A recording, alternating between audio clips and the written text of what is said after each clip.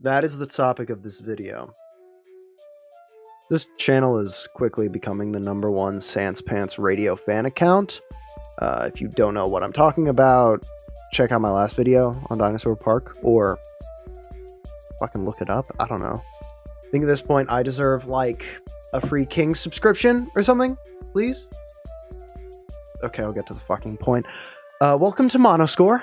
Today, we're talking about Adam Carnevale. He's the DM for D&D is for Nerds and Adam's World of Darkness, among other shows that aren't important for this video. These two are what I care about here, as I think they help me prove a point.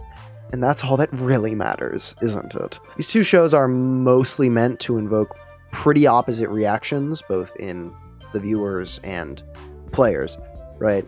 D&D is for Nerds is meant to make you laugh, while Adam's World of Darkness is meant to make you shrivel up into a little ball, hoping that you don't fucking die. In spite of this, Adam's DMing style remains relatively consistent throughout both of these shows. In both, Adam plays almost in opposition to his players, which I know for most people is a big no-no, and anybody who does it is a bad, selfish, evil person. But his players clearly have fun treating him as an antagonist. I find that in a time where it feels like every DM is trying to mold their games into like a little Frankenstein of Critical Role, Dimension 20, and maybe if they're feeling a bit adventurous, the Adventure Zone. This style can be quite refreshing, and he does it well too, still letting his players pull off crazy moves when they outplay him and the dice fall in their favor. Adam knows how to lose, but unlike many other real play DMs, he really wants to win. He also isn't afraid to take away a little bit of agency from his players, which, again, major no-no, never happened, ga ba ba ba ba, Reddit. But I want to restate, he does it in such a way that his players have fun with the situations that they're put in. So it's interesting to me how this very particular and unique style ends up nearly unchanged between the two shows. Somehow, a lot of the same techniques that he uses for comedic effect can also be fucking terrifying. And that's a point that I really want to emphasize here. I think that a lot of the tropes and classic plot points of comedy and horror are, really the same, just presented in a different way and from a very different perspective. We can look at it like this. Cut to the other take from probably a couple of days from now, but cut to that one. So here, just to put it in simple terms, look at this silly little guy. Look at this silly little smiley face, okay? Look at his friend. He plays pranks, right? He does funny little silly goofs, silly gaffes. I can imagine him slipping on a banana peel and going, whoa, whoa. It's incredible. It's a smiley face. We all know and love a smiley face, right? It's a smiley face. A smiley face can be a lot of things, right? Look at him from a different angle. It watches. It sees. It knows you. And it knows you are there. So that's kind of the idea. Same content, both smiley faces, right? I just presented them in very different ways and paired them with little tells that typically go with whatever reaction I was trying to get out of you, whether successful or not. So I've decided to be a big fucking nerd about all this and make a chart. Feel free to shove me in a locker and spit your gum in my mouth in the comments below. But, basically, the only difference here, hold up, between comedy and horror is... Oh wait, that's an R. Fuck. No. I want to look cool. Is perspective and presentation. Oh. That's not a good noise. So, for the purposes of this video, I've replaced comedy with D&D's for Nerds and horror with Adam's World of Darkness. Obviously, these shows have scenes that are scary and funny in both of them. I mean, as well as heartfelt ones and action-packed ones, and it's crazy. It's almost like media can be multi-dimensional. But those are secondary to their main focus. I'm also going to be taking clips from Jaren's Outpost Hustle, a season of D&D's for Nerds, and The Spirit of Lonely Places, a season of Adam's World of Darkness. So if you want to avoid spoilers for either of those, pause the video, listen to those seasons. They are relatively self-contained, and then come back. Or you can skip to this timestamp, right? There.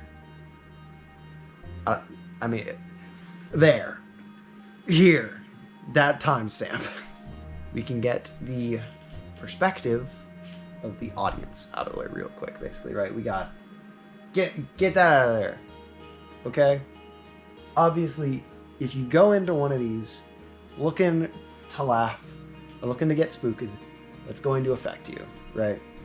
So, like, D&D is for Nerds is called D&D is for Nerds, right? It's a dumb name. It's very self-aware.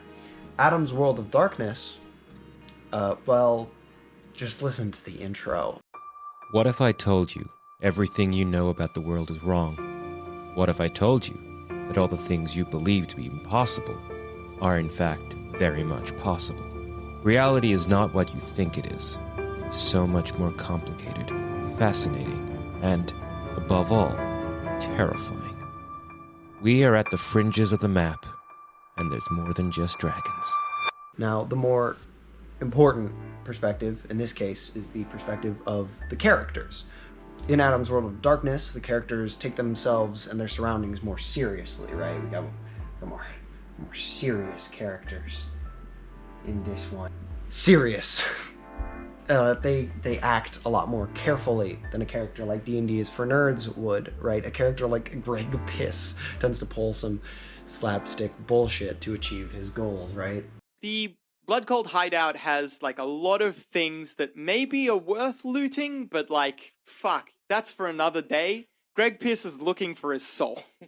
You get down into a storage place, a place where you might keep wine, but instead you see racks and racks and racks of that same container with white liquid inside all of them. Surely I feel a connection to my own soul.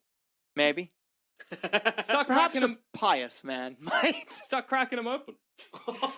And what? Drinking them. Eventually, I hit my own. Drinking souls. Adam has taken off his glasses. Not mine. Smash. Is that me? Smash. You gave me no choice, Adam. I gotta drink souls.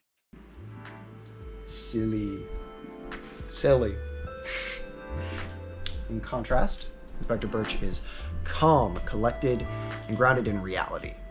This means that when those consequences bite him in the ass, it feels unfair, scary, horrifying. In contrast, when the same thing happens to, like, Greg Piss, I mean, well, the fucker had it coming, let's be honest.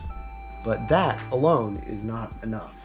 There's some small changes on Adam's part that make all the difference. His presentation. First, his tone, how he says the thing, you know. Usually he'll be, like, laughing at his own descriptions in D&D is for Nerds, right? And, I mean, his players tend to follow. Oh my god. Laughter makes things funnier. What? It can elevate an already absurd scene by giving the audience cues that this is, in fact, a funny. It's sort of like canned laughter, except just laughter. Imagine the Big Bang Theory, but in real life. Terrifying, I know. When Adam does something similar in AWD, he takes a completely different tone of voice. I guess I shouldn't have scratched that. I don't care.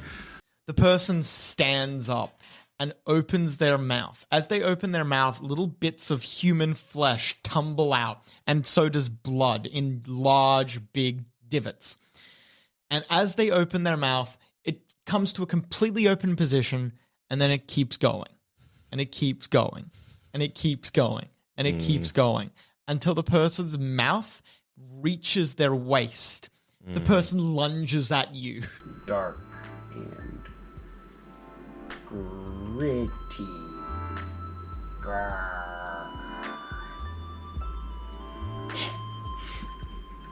He also, describes things differently depending on the situation, right? In AWD, most of his injuries are described viscerally and matter of fact, right?